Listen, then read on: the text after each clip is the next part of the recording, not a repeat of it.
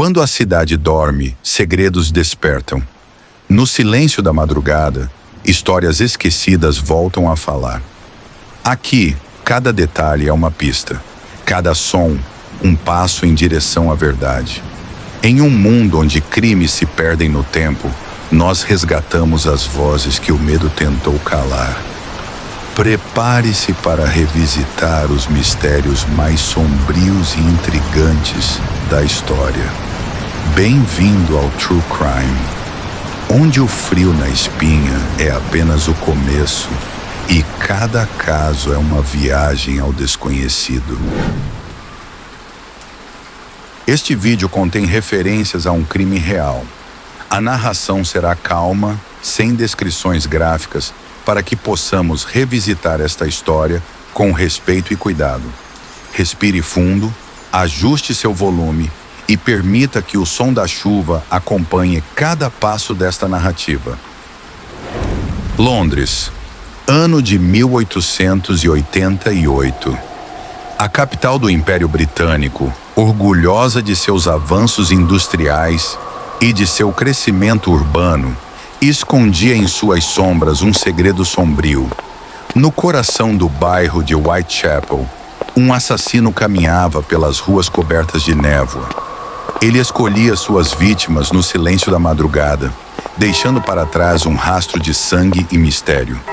Um nome que ecoaria para sempre na história: Jack, o Estripador. E até hoje, mais de um século depois, o mundo ainda se pergunta: quem era ele? Para entender Jack, precisamos entender o palco onde seus crimes aconteceram. Whitechapel era um bairro miserável de Londres, marcado pela pobreza, superlotação e violência. As ruas estreitas eram tomadas por becos escuros, casas em ruínas, tabernas suspeitas e pensões baratas. Era o lar de trabalhadores explorados, mendigos e prostitutas, que muitas vezes viam na noite a única forma de sobreviver. Imagine a cena: neblina densa cobrindo as ruas, iluminação precária de lampiões a gás, sombras projetadas nas paredes e um silêncio quebrado apenas por passos apressados. Era nesse ambiente que um assassino encontrava suas presas. Mulheres vulneráveis, sozinhas, cansadas após um dia de miséria. E foi ali, em Whitechapel, que o medo começou a se espalhar como um veneno invisível. O que hoje chamamos de as 5 vítimas canônicas foram as mulheres assassinadas entre agosto e novembro de 1888. Cada uma delas tinha um rosto, um nome, uma vida marcada pela luta diária. Mary Ann Nichols, conhecida como Polly, foi encontrada na madrugada de 31 de agosto. Seu corpo apresentava ferimentos profundos no pescoço e mutilações abomináveis. Annie Chapman, a segunda vítima, foi morta em 8 de setembro. O crime aconteceu em um quintal de uma pensão. Sua morte foi brutal, chocando até mesmo os policiais mais experientes. Elizabeth Stride e Catherine Eddowes foram assassinadas na mesma noite, em 30 de setembro. Um duplo ataque que ficou conhecido como a Noite do Duplo Evento. Enquanto Stride foi morta com rapidez, sem tempo para mutilações, Eddowes sofreu uma violência ainda maior. A quinta vítima, Mary Jane Kelly, foi encontrada em 9 de novembro.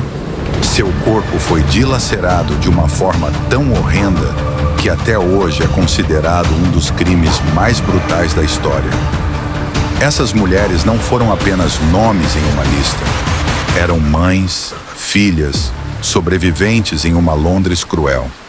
E Jack as transformou em símbolos eternos de medo e mistério. Foi através das cartas que Jack construiu sua identidade. A primeira, conhecida como Dear Boss, chegou à central de notícias de Londres, assinada com um nome que se tornaria imortal: Jack the Ripper. Logo em seguida, vieram outras mensagens. A mais assustadora foi a chamada From Hell Letter, enviada junto de uma caixa contendo metade de um rim humano, preservado em álcool. Essas cartas, verdadeiras ou não, ampliaram o terror e transformaram Jack em um monstro que não apenas matava, mas zombava da polícia e da imprensa. O povo não via mais apenas um assassino. Via um gênio cruel, um homem que desafiava o sistema e se escondia nas sombras sem jamais ser capturado.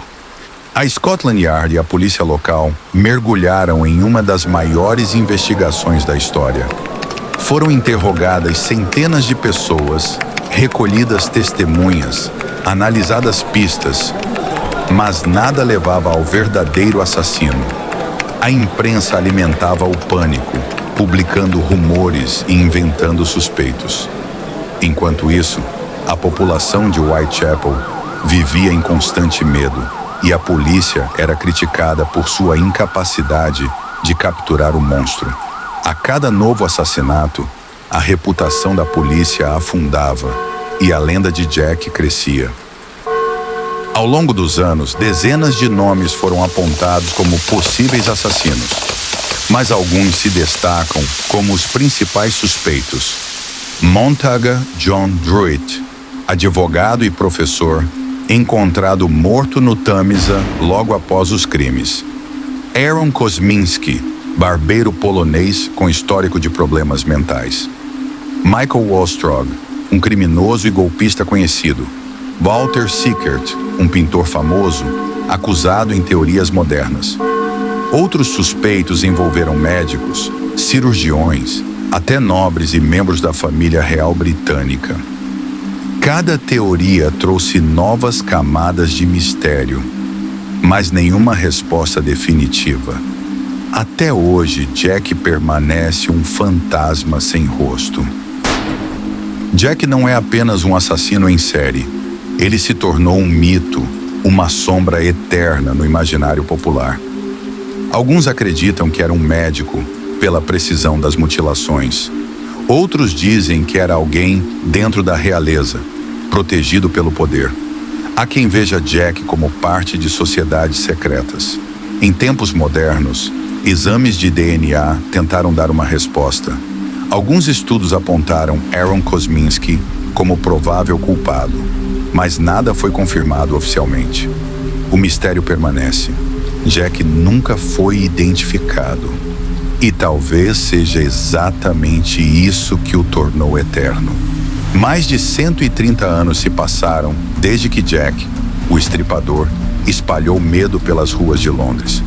Seus crimes continuam sem solução.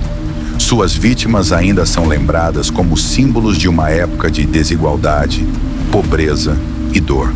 Mas a pergunta segue ecoando, de geração em geração. Quem foi Jack, o estripador? Deixe sua teoria nos comentários. E não se esqueça, inscreva-se no canal, ative o sininho e acompanhe mais histórias de crimes reais e mistérios que o mundo jamais conseguiu resolver.